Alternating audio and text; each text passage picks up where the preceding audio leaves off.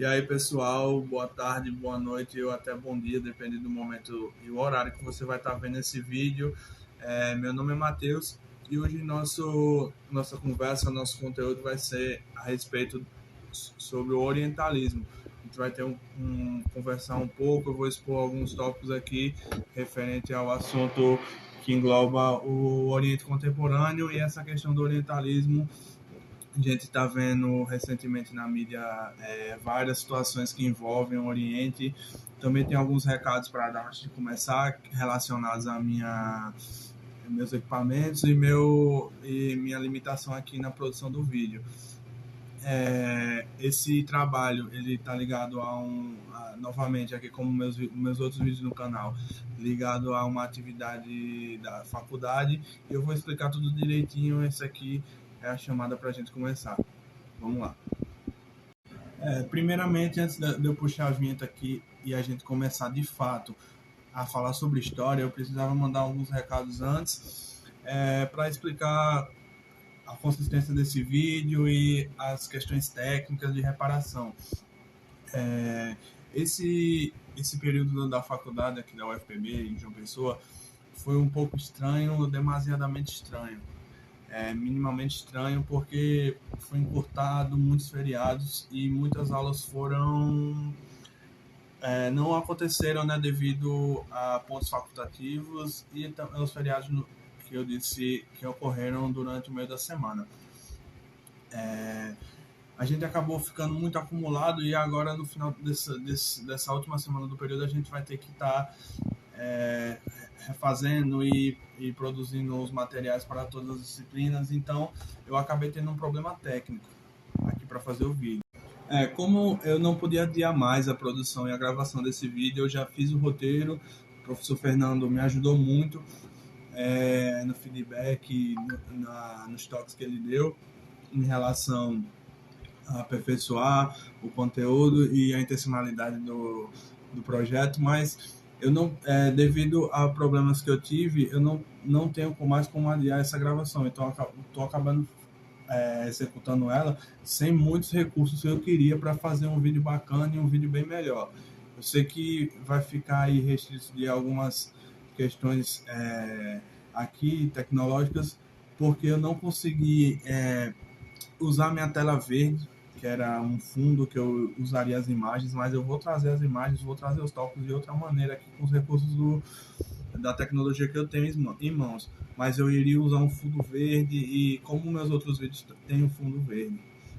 Mas não. Então, como o meu compromisso foi gravar e foi divulgar essa aula remota sobre a questão do orientalismo, de antemão, ao começar aqui, eu já peço desculpas pela essa falha técnica e fico até um pouco chateado também, porque meu objetivo era utilizar o fundo verde e um melhor equipamento para gravação, para sustentação da câmera e todo o ambiente, mas como eu disse, agora eu não vou ter condições, não estou com condições materiais. Mas aí, esse vídeo ele pode ser aperfeiçoado. Eu tenho um projeto também de fazer rebuts dos meus vídeos, então a gente vai entrar fundo aqui no debate, na discussão. Eu vou apresentar os tópicos e eu tenho certeza que vocês vão conseguir absorver alguma coisa e vão tirar de algum proveito. Então vamos lá, vamos começar a falar de história agora.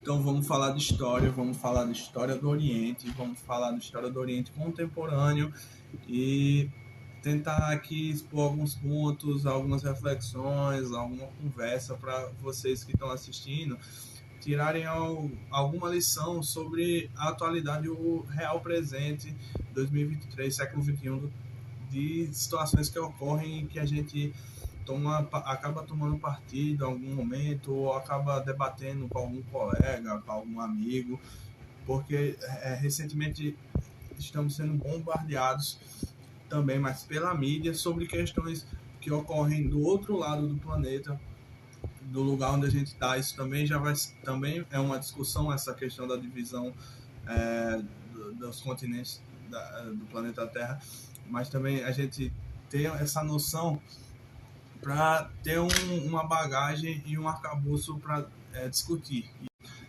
O que vocês Quando vocês escutam e ouvem falar sobre orientalismo, o que vocês pensam e imaginam? O que é ser oriental? O que é ser ocidental? Como que isso foi definido? Como isso virou um senso comum? Como a gente tem tanta propriedade para afirmar que aquela pessoa é do Oriente ou tal pessoa é do Ocidente?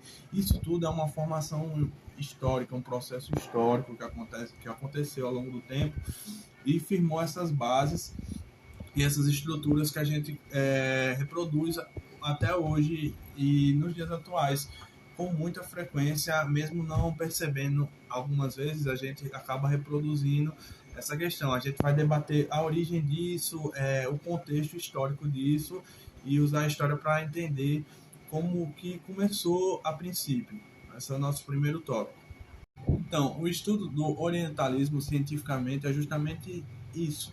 É você analisar e debater as definições voltadas à população e aos seres humanos que estão localizados e sobrevivendo na região delimitada como Oriente, que é a partir essa divisão é muito contestada e muito debatida também. Ela vai a partir do leste europeu e todo o continente asiático, a Oceania, parte da África. Então, essa questão da delimitação do Ocidente e do Oriente já é uma questão a ser olhada a fundo, porque a gente tem que precisar saber quem define onde é o Oriente, quem define o Ocidente, não só como espaço geográfico, mas sim como o ser e quem está habitando. Isso é o orientalismo. A nossa principal referência no momento que a gente está estudando o orientalismo e está iniciando esses estudos sobre o Oriente contemporâneo e se aprofundando mais, a gente tem como texto base principal na nossa tomada de discussões o texto do Eduardo Said, que é o livro o livro Orientalismo, o Oriente como Invenção do Ocidente. Pelo título, a gente já vê uma certa intencionalidade do autor no debate nos apontamentos, comentando e deixando explícito a questão da invenção do Oriente a partir do Ocidente. Então, é uma relação interligada e que tem a ver com correlações de força e poder, e a gente vai adentrar o ambiente histórico disso. Ficaria bem melhor usando a tela verde para eu usar a minha imagem e também a imagem da obra do Said, aí que a gente vê como faz falta a parte técnica, mas eu vou colocando os tópicos de forma rústica aqui, meu rústico, escrevendo aqui, mas eu já também poderia mostrar para vocês a capa, mas vocês facilmente encontram, dão uma pesquisa rápida. É um texto conhecidíssimo sobre o assunto, nessa área sobre o estudo da história do Oriente. O Eduardo Said está sempre sendo mencionado, tanto na história quanto nas relações internacionais. Então, essa questão que ele expressa muito na sua obra. Por que a gente generaliza o cidadão, o ser humano que é oriundo do que a gente chama de Oriente? Porque a gente acha ele exótico, diferente, peculiar. Então essas questões vão ser debatidas e eu vou entrar na parte do contexto histórico. Agora a gente vai adentrar na parte da contextualização, a que eu acho mais bacana e que eu acredito que a partir dela a compreensão será mais plausível e aproveitada por vocês que estão assistindo. A questão desse meu projeto de didática envolvendo o orientalismo, o tema em si, que eu vou deixar aqui, se chama as bases eurocêntricas que constituíram o orientalismo a partir do século XIX. Então a gente vai fazer essa viagem no tempo, vai chegar até o século XIX para entender a constituição desse orientalismo, que já tem séculos aí, do século XXI ao século XIX, que está sendo elaborado, e qual a pretensão dele a partir da sua invenção e de sua constituição, sua base teórica feita no Ocidente. Então a gente vai fazer essa viagem para entender esse contexto, e agora eu vou deixar os tópicos também. Então, primeiro a gente vai expor e só relembrar um pouco dos tópicos gerais principais que envolvem o século XIX, para a gente se situar melhor quando a gente for pensar na questão da construção e intencionalidade do orientalismo. A gente sabe que o século XIX é um século de constantes transformações, é um século que sucede o fim do e a luta para o fim do antigo regime que ficou imperou vários séculos na Europa, o século das revoluções liberais, da expansão da revolução industrial, do capitalismo industrial e principalmente da expansão imperialista, neocolonialista das potências europeias devido ao seu novo sistema político organizacional, que também está ligado a um elemento muito forte do século XIX, que é o nacionalismo. Esses tópicos aqui são importantes para a gente se situar. No Ocidente, as potências europeias elas perdem grande parte das suas colônias nas Américas.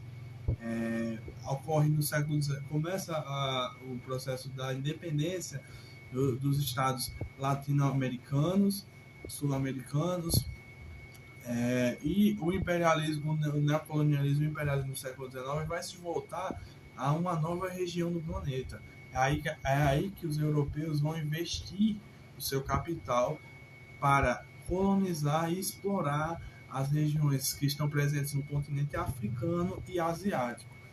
E quando a gente vai ver os fundamentos, as bases teóricas para essas expedições, essas missões europeias de enriquecer, eles vão construir justamente o que abrange o orientalismo, que é a percepção e a definição do que é o outro.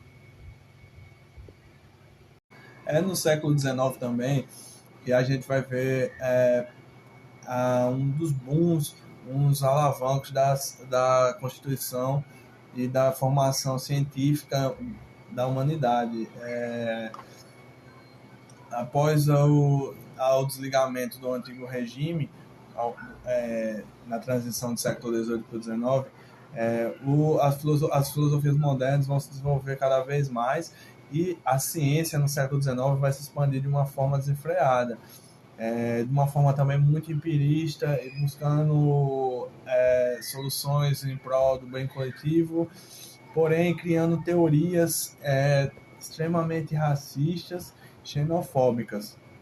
A gente tem o maior exemplo que a gente lembra sempre do século XIX é o darwinismo social.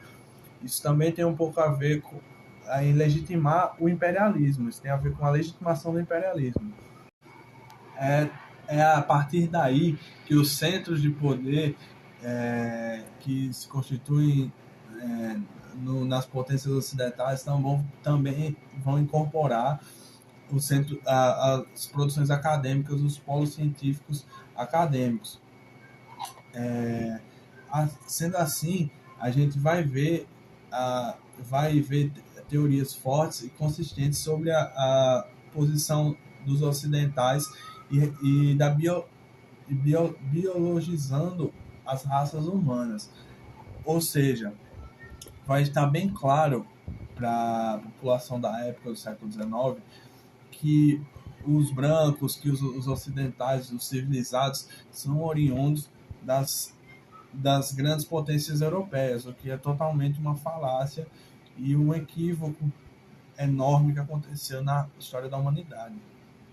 Então, o que é relevante é justamente ser o civilizado, o imperialista, são termos que caem bem para a época e valorizam as relações públicas e privadas. É nesse contexto que vai se expandir a questão do orientalismo na população geral.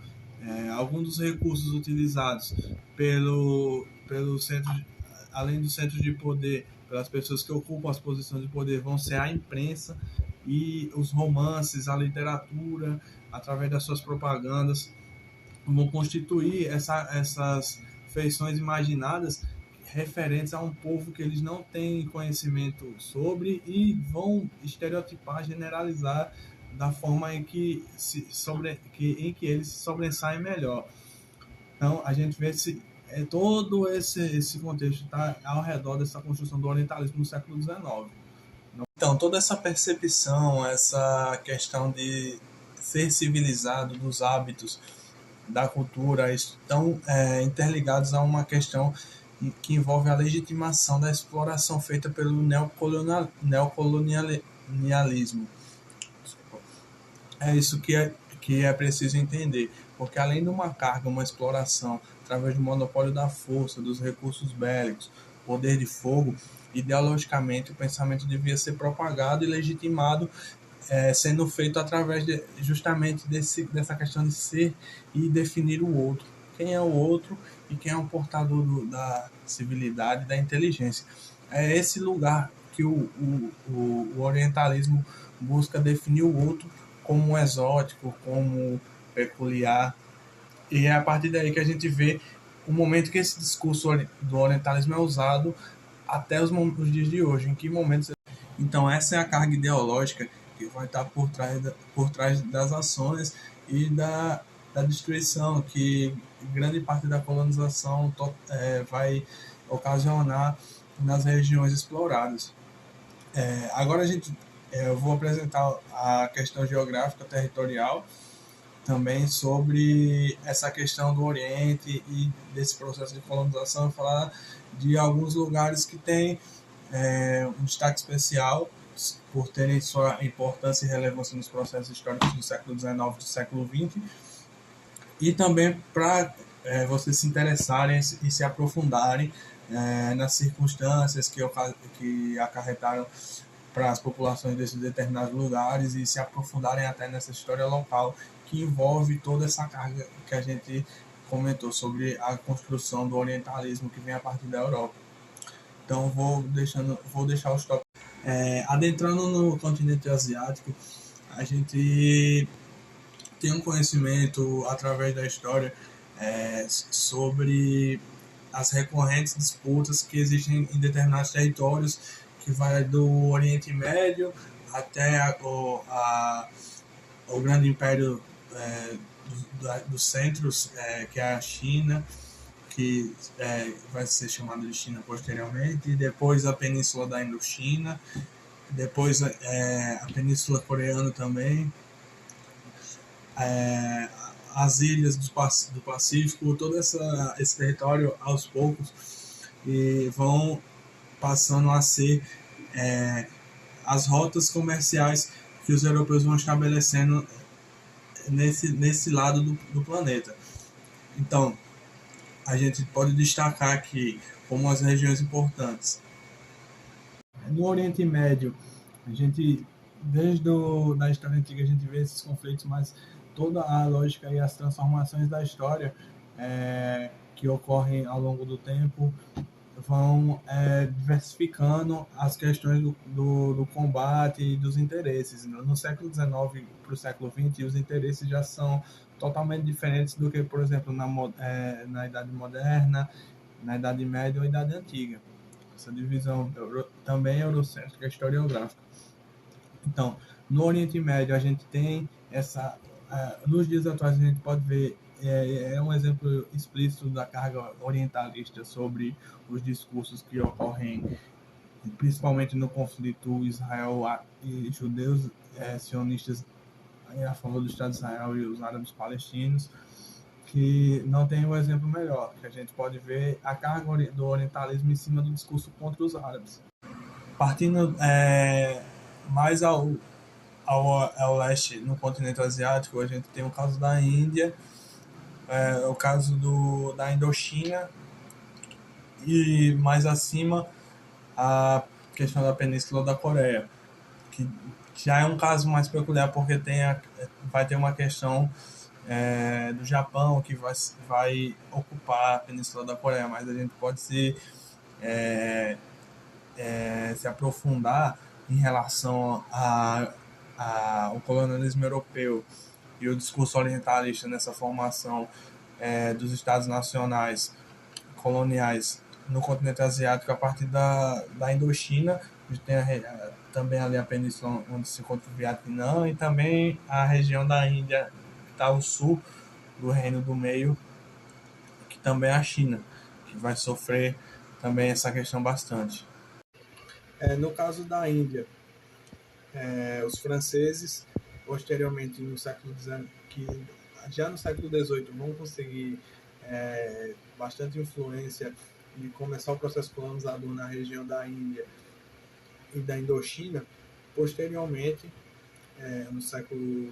na segunda metade do século XIX, os ingleses vão conseguir o domínio pretuberante ali na região e vão superar os franceses nessa corrida imperialista. Então, a gente pode ver como, ao mesmo tempo que um ideal de liberdade está sendo propagado na Europa e para os novos estados nacionais na América, os próprios europeus, através do discurso orientalista, consegue legitimar toda a exploração e a luta durante esses processos. É essa a intencionalidade que está por trás do discurso do orientalismo. A gente pode ver claramente nesses momentos, como em 2023 a gente está vendo, que como a mídia está bombardeando, a internet bombardeou a gente que aqui do Brasil sobre a questão árabe e palestina e do Estado de Israel, como o preconceito é iminente, como os jornais das mídias conservadoras oficiais aqui do Brasil tratam os ataques do Estado de Israel aos árabes, definindo os árabes como um ser estranho. É justamente isso, é nesse processo de exploração e de buscas de recursos, busca de matéria-prima, busca de mão de obra, que essa carga ideológica vai se juntar ao objetivo dos grandes centros industriais. Eles necessitam do orientalismo para executarem seus planos. Então a gente tem que ter essa premissa, a partir daí a gente vai enxergar melhor. Para encerrar aqui essa exposição, gostaria de ter conseguido ajeitar os detalhes técnicos para ter mostrado os mapas para vocês, mas como eu tenho um tempo para enviar também a execução do meu projeto, essa videoaula em si, e o período também foi uma loucura, eu vou ficar devendo, mas eu tenho certeza que eu vou conseguir fazer um reboot desse vídeo depois, com os recursos necessários também, como eu estava planejando, de usar um fundo verde e expor mais tópicos para vocês irem acompanhando ou até anotando enquanto eu falava. Mas vou expor para quem tiver interesse, e para fechar minhas notas aí da cadeira de Oriente Contemporâneo, peço desculpa ao professor Paulo, professor Fernando, por não executar de forma traçada exatamente como estava no planejamento, mas eu tentei, na medida do possível,